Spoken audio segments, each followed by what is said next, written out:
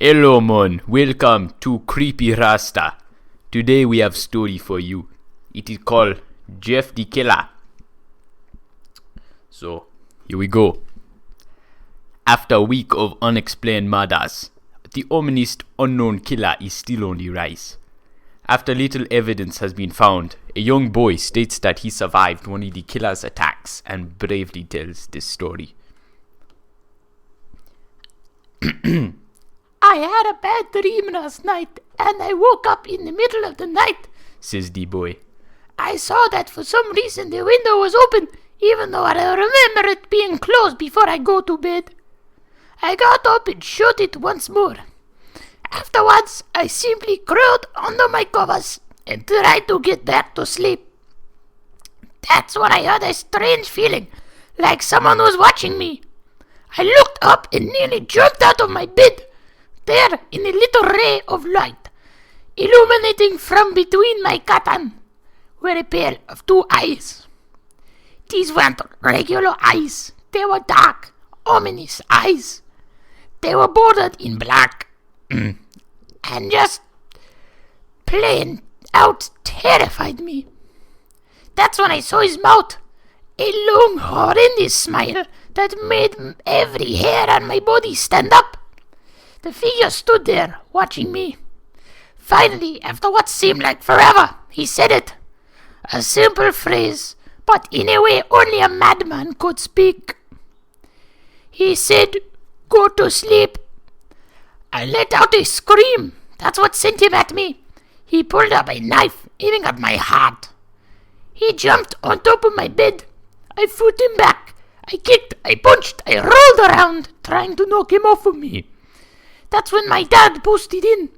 The man threw the knife, and it went into my dad's shoulder. The man probably would have finished him off if one of the neighbors hadn't alerted the police. They drove into the parking lot and ran towards the door. The man turned and ran down the hallway. I heard a smash like a glass breaking.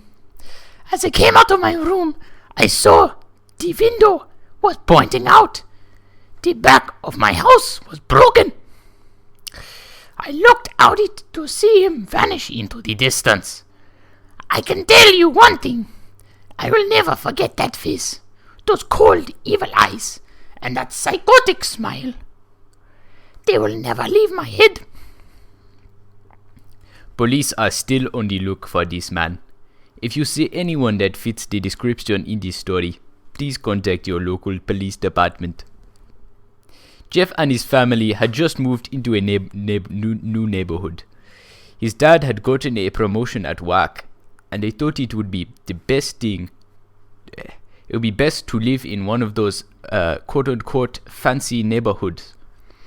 Jeff and his brother Liu could not complain though. A new, better house. What was not to love?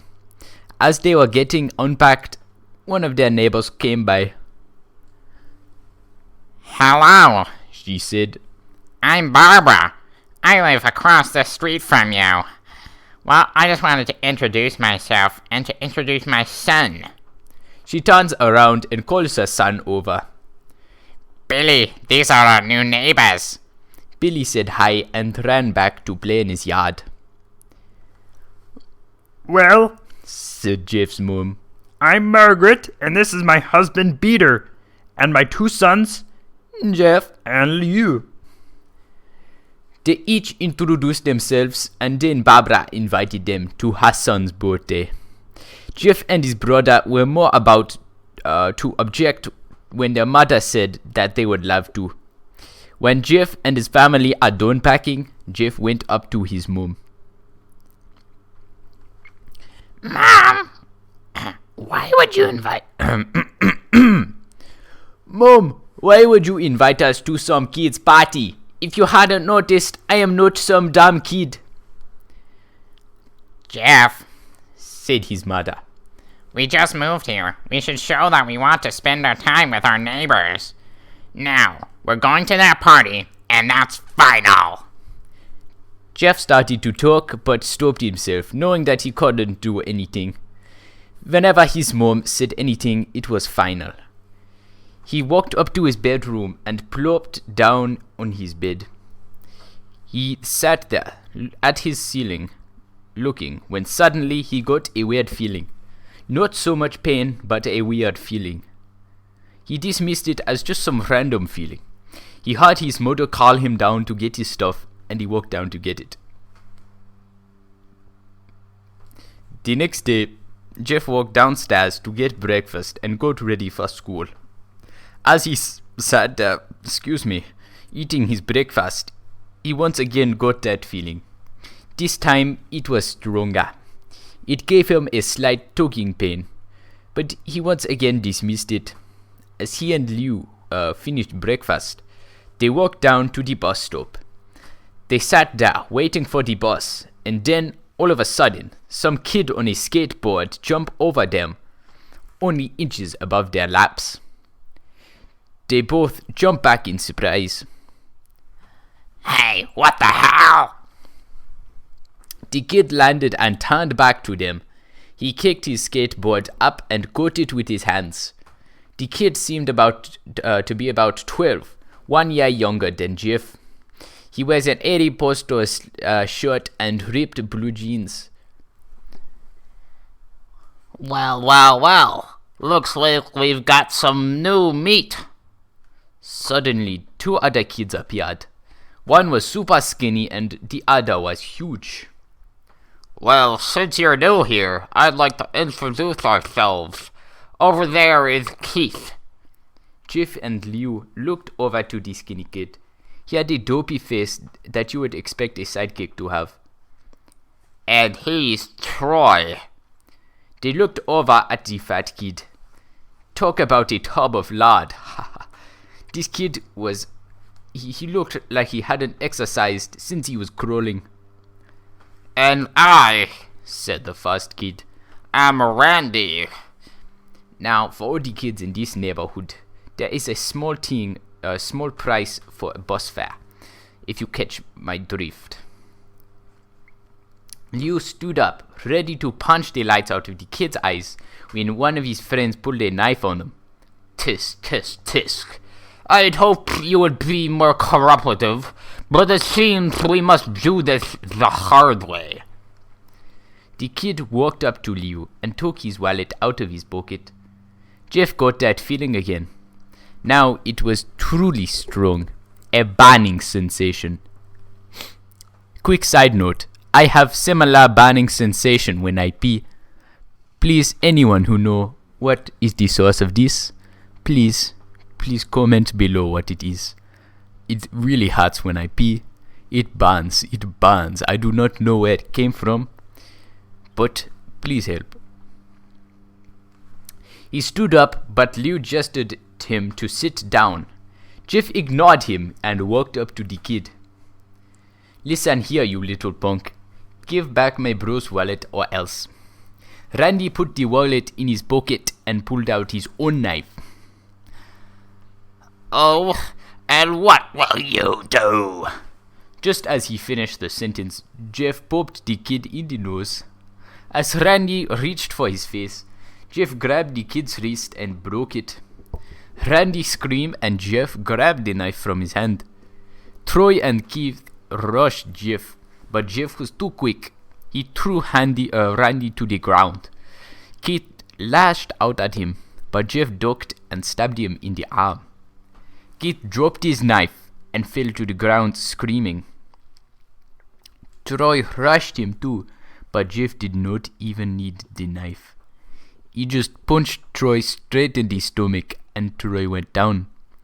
As he fell, he puked all over. Liu could do nothing but look in amazement at Jeff. Jeff, how do you... was all he said. They saw the bus coming and knew they'd be blamed for the whole thing. So they started running as fast as they could.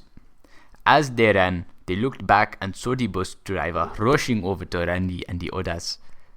As Jeff and Liu made it to school, they did not dare tell what happened. All they did was sit there and listen. Liu just thought of something that just thought of that as his brother beating up a few kids, but Jeff knew it was more. It was something. It was something scary. As he got that feeling, he felt how powerful it was. The urge just hurt someone. He didn't like how it sounded, but he could not help the feeling happy. He felt that strange feeling go away and stay away for the entire day of school. Even as he walked home due to the halting near the bus stop, and how now he probably would not be taking the bus anymore, he felt happy. When he got home, his parents asked his parents asked him how his day was. And he said in a somewhat ominous voice, "It was a wonderful day." Next morning, he heard a knock at his door. He walked down to find 2 police officers at the door, his mother looking back at him with an angry look. I will now be passing it on to my Ugandan brother. Here you go.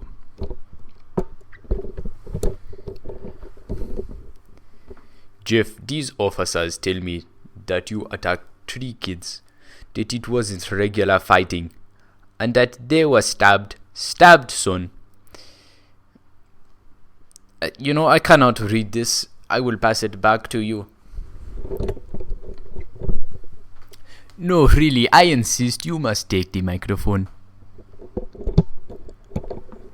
Look, if you do not take the microphone, I will eat poop. Alright, Mon, calm down. I will take the microphone. Jeff's gaze fell to the floor, showing his mother that it was true. Mom, they were the ones who pulled the knives on me and you. Son, said one of the cops, we found 3 kids. 2 stabbed, 1 having a bruise on his stomach, and we have witnesses proving that you fled the scene. Now, what does that tell us? Jeff knew it was no use. He could say that him and Lou had been attacked, but then there was no proof it was not them who attacked first. They couldn't say that they were fleeing because, truth be told, they were.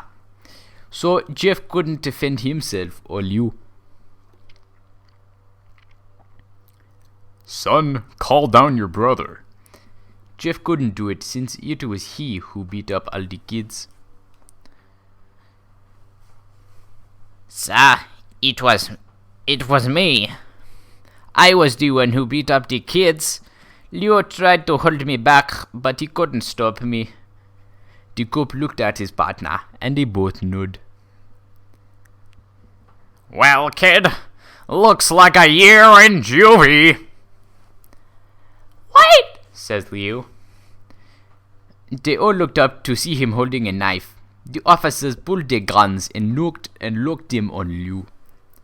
It was me. I beat up all those little kids. I have the marks to prove it. He lifted up his sleeves to reveal cuts and bruises as if he was in a struggle. Son, just put the knife down, said the officer. Lou held up the knife and dropped it to the ground. He put his hands up and walked over to the cops. No, Leo, it was me. Jeff had tears running down his face.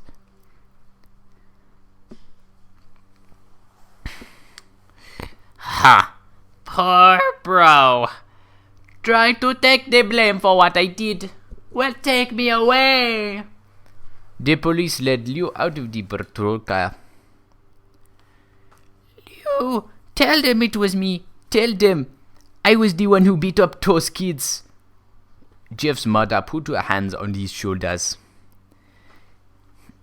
Jeff, please. You don't have to lie. We know it's Leo. You can stop. Jeff watched helplessly as the cop car sped off with Lou inside. A few minutes later, Jeff's dad pulled into the driveway, seeing Jeff's face and knowing something was wrong. This is a very long story, holy crap. Son, what is it? Jeff couldn't answer. His vocal cords were strained from crying. Instead, Jeff's mother walked his father inside to break the bad news to him as Jeff wept in the driveway. After an hour or so, Jeff walked back into the house, saying that his parents were both shocked, sad, and disappointed. He couldn't look at them. He thought he couldn't see how they thought of Liu when it was all his fault. He just went to sleep, trying to get the whole thing off of his mind. 2 days went by with no word from you at JDC. No friends to hang out with, nothing but sadness and guilt. That is until Saturday, when Jeff is woken up by his mother with a happy, sunshiny face. Jeff, it's the day! She says as she opened up the curtains and let light flood into his room. What's today? Asked Jeff as he starts awake. Why? It's Billy's party! He was now fully awake. Mom, you're joking, right? You do not expect me to go to some kid's party after... There was a long pause. Jeff, we both know what happened. I think this party could be the thing that brightens up the past days. Now, get dressed. Jeff's mother walked out of the room and downstairs. Excuse me again. Excuse me for yawning. Downstairs to ready herself. He fought himself to get up. He picked out a random shirt and pair of jeans and walked downstairs. He saw his mother and father all dressed up. His mother in a dress and his father in a suit. He thought, why would they ever wear such fancy clothes to a kid's party? Son, is that all you're going to wear? Said Jeff's mom. Better than wearing too much, he said. His mother pushed down the feeling to yell at him and hid it with a smile. Now, Jeff, we may be overdressed, but this is how you go if you want to make an impression. Said his father. Jeff grunted and went back up to his room. I don't have any fancy clothes, he yelled downstairs. Just pick out something, called his mother. He looked around in his closet for what he would call fancy. He found a pair of black dress pants he had for special occasions and an undershirt. He couldn't find a shirt to go with it though. He looked around and found only stripes and pattern shirts, none of which go with dress pants. Finally, he found a white hoodie and put it on. Boy, this thing never ends, does it? Where was I?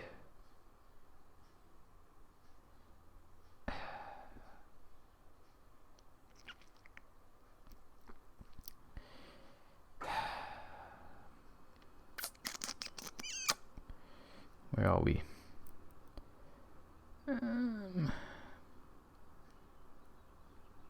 Alright, I found it. You're wearing that? Debo said. His mother looked at the watch. Oh, no time to change. Let's just go. She said as she hurried Jeff and his father out the door. They crossed the street over to Barbara and Billy's house. They knocked on the door, and at it appeared Barbara, just like his parents, way overdressed. As they walked inside, all Jeff could see were adults, no kids. The kids are all out in the yard, Jeff. How about you go and meet some of them? Said Barbara. Jeff walked outside to see a yard full of kids. They were running in weird cowboy costumes and shooting each other with plastic guns. He might as well be standing in a torso or ass. Suddenly, a kid came up to him and handed him a toy gun and hat. Hey, wanna play? He said. No kid, I'm way too old for this stuff. The kid looked at him with that weird puppy dog face. Please? Said the kid. Fine, said Jeff. He put on the hat and started to pretend to shoot at the kids. At first he thought it was totally ridiculous, but then he started to actually have fun. It might not have been super cool, but it was the first time he had done something that took his mind off of Liu. So he played with the kids for a while until he heard a noise. A weird rolling noise. Then it hit him. Randy, Troy and Keith all jumped over the fence on their skateboards. Jeff dropped the fake gun and ripped off the hat. Randy looking at Jeff with a burning hatred. Hello, Jeff, is it? He said. We have some unfinished business. Jeff saw his bruised nose. I think I beat the crap out of you, and I even got my brother sent to JDC. Randy got an angry look in his eyes. Oh no, I don't go for even. I go for winning. You may have kicked our asses that one day, but not today. As he said that, Randy rushed at Jeff. They both fell to the ground. Randy punched Jeff in the nose, and Jeff grabbed him by the ears and headbutted him. Jeff pushed Randy off of him, and both rose to their feet. Kids were screaming and parents were running out of their house. Troy and Keith both pulled out guns of their pockets. No one interrupts or guts will fly, they said. Randy pulled a knife on Jeff and stabbed it into his shoulder. Jeff screamed and fell to his knees. Randy started kicking him in the face. After 3 kicks, Jeff grabs his foot and twists it, causing Randy to fall to the ground. Jeff stood up and walked towards the back door. Troy grabbed him. Need some help? He picks up Jeff by the back of the collar and throws him to the patio door. As Jeff tries to stand, he's kicked down to the ground. Randy repeatedly starts kicking Jeff until he starts to cough up blood. Another quick side note. I do not see the problem with this. I love CBT. And CBT. CBT, I love it. It is amazing. It is real stress reliever for me.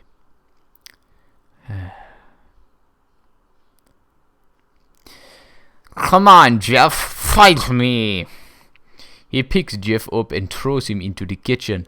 Randy sees a bottle of vodka on the counter and smashes the glass over Jeff's head. Fight! He throws Jeff back into the living room. Come on, Jeff, look at me. Jeff glances up, his face riddled with blood. I was the one who got your brother sent to JDC, and now you're just gonna sit here and let him rot in there for a whole year? You should be ashamed! Jeff starts to get up. Oh, finally, you stand and fight! Jeff is now onto his feet, blood and vodka on his face. Once again, he gets that strange feeling, the one in which he hasn't felt for a while. Finally, he's up, says Randy as he runs at Jeff. That's when it happens. Something inside Jeff snaps. His psyche is destroyed. All the rational thinking is gone. All he can do is kill. He grabs Randy and pile drives him into the ground. He gets on top of him and punches him straight in the heart. The punch causes Randy's heart to stop. As Randy gasps for breath, Jeff hammers down on him, punch after punch, Blood gushes from Randy's body until he takes one final breath and dies.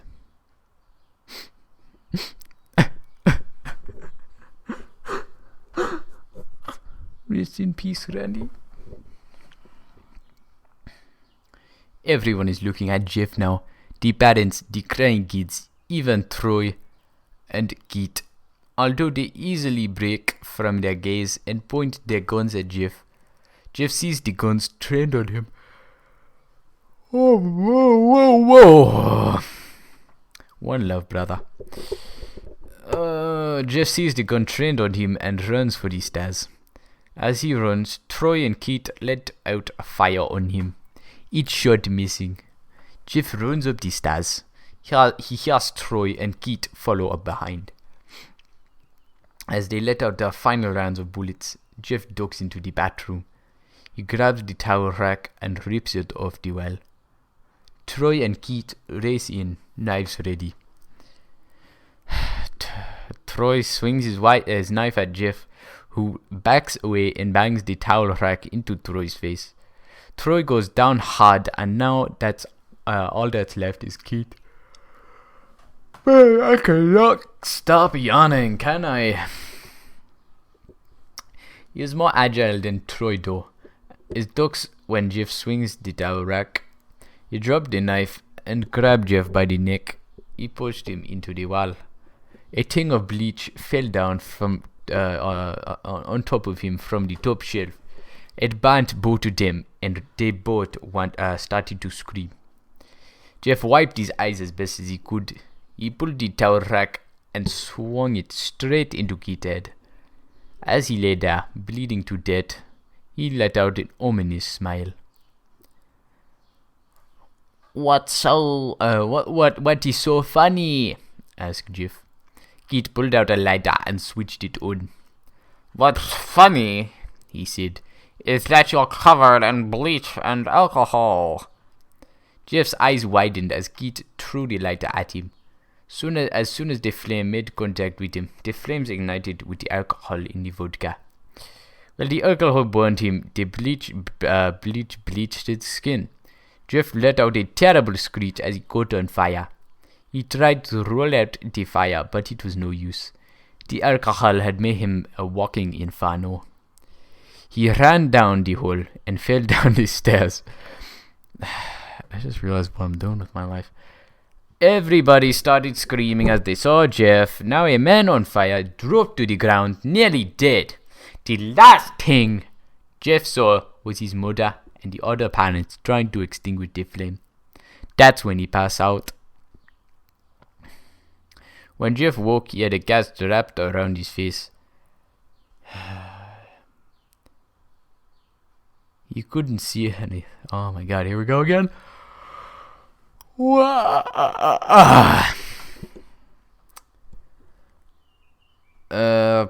Stitches. He tried to stand up, but he realized that there was some tube in his arm. And when he tried to get up, it fell out, and a nurse rushed in. I don't think you can get out of bed yet, she said as she put him back into his bed and reinserted the tube. Another side note. One time I had to get prostate exam. Right? And they stick big tube up your willy. It really hurt.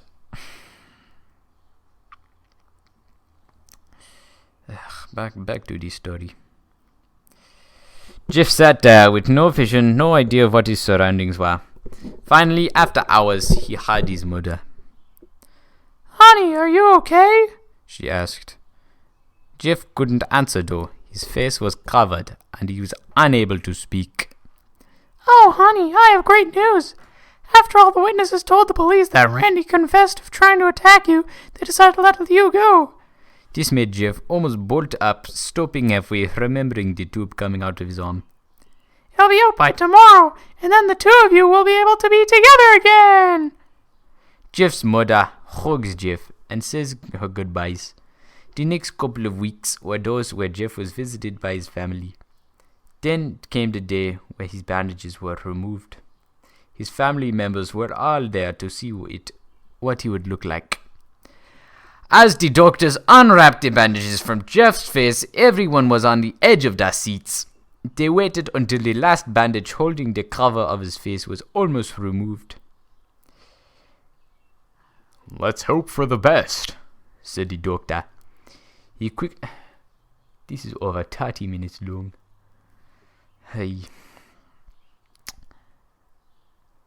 He pulls the cloth, letting rest fall from Jeff's face. Jeff's mother screams at the sight of his face. Ah! Liu and Jeff's dad stare awestruck at his face. What happened to my face? Jeff said. He rushed out of bed and ran to the bathroom. He looked in the mirror and saw the cause of his distress. His face, it's horrible. His lips were burnt to a deep shade of red. His face was turned into a pure white color, and his hair singed from brown to black. He slowly put his hand to his face. It had a sort of leathery feel to it now. He looked back at his family, then back at the mirror. "Jeff?" said Liu. It's not that bad." "Not that bad," said Jeff. "It's perfect!" His family was equally surprised. Jeff started laughing uncontrollably. His parents noticed that his left eye and hand were twitching. Jeff, are you okay?" "Haha, okay, I've never felt more happy. Ha ha ha ha ha! Look at me, this face goes perfectly with me." He could not stop laughing. He stroked his face, feeling it. Look at it in the mirror. What caused this? Well, you may recall that when Jeff was fighting Randy, something in his mind, his sanity, snapped. Now, he was left as a crazy killing machine. That is, his parents didn't know. "Doctor," said Jeff's mom. "Is my son, all right? In the head?" "Oh yes, this behavior is typical for patients that have taken very, very large amounts of painkillers. If his behavior doesn't change in a few weeks, bring him back here and we'll give him a psychological test." "Oh, thank you, doctor." Jeff's mother went over to Jeff. "Jeff, sweetie, it's time to go." Jeff looks away from the mirror, his face still conformed to a crazy smile. "Okay, mommy. Ha ha ha!" His mother took him by the shoulders and took him to get his clothes. This is what I came in," said the lady. This is what came in," said the lady at the desk. Jeff's mom looked down to see the black dress pants and white hoodie her son wore. Now they were clean of blood and stitched together. Jeff's mother led him to his room and made him put his clothes on. Then they left, not knowing that this was their final day of life. Later that day, Jeff's mother woke up to a sound coming from the bathroom. It sounded as if someone was crying. She slowly walked over to see what it was. When she looked into the bathroom, she saw a horrendous sight. Jeff had taken a knife and carved a smile into his cheeks. "Jeff, what are you doing?" asked his mother. Jeff looked over to his mother. "I couldn't help smiling, Mommy. It hurt after a while. Now I can smile forever." Jeff's mother noticed his eyes, ringed in black. "Jeff, your eyes!" His eyes were seemingly never closing. "I couldn't see my face. I got tired and my eyes started to close. I burned out my eyelids so I could forever see myself. My new face." Jeff's mother slowly started backing away, seeing that her son was going insane. "What's wrong, Mommy? Aren't I beautiful?" "Yes, son," she said. "Yes, you are. Let me go get Daddy so he can see your face." She ran into the room and shook Jeff's dad from his sleep. Honey, get the gun, She stopped as she saw Jeff in the doorway, holding a knife. Mommy, you lied. That's the last thing they hear as Jeff rushes them with the knife, gutting both of them. His brother Liu woke up, startled by some noise. He didn't hear anything else, so he just shut his eyes and tried to go back to sleep. As he was on the border of slumber, he got the strangest feeling that someone was watching him. He looked up before Jeff's hand covered his mouth. He slowly raised the knife, ready to plunge it into Liu. Liu thrashed her and trying to escape Jeff's grip. Shh, Jeff said. Just go to sleep. I have to return some tapes. And that is Jeff the Killer! Whoa! Oh, mamma mia, this thing is 40 minutes long. Oh my god. I am so tired, man. Maybe I should just go to sleep. Yeah. Okay, well, I hope you guys have enjoyed this video.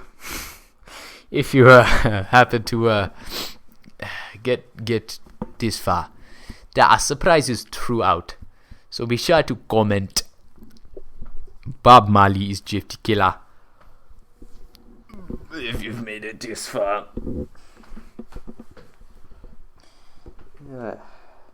Good night.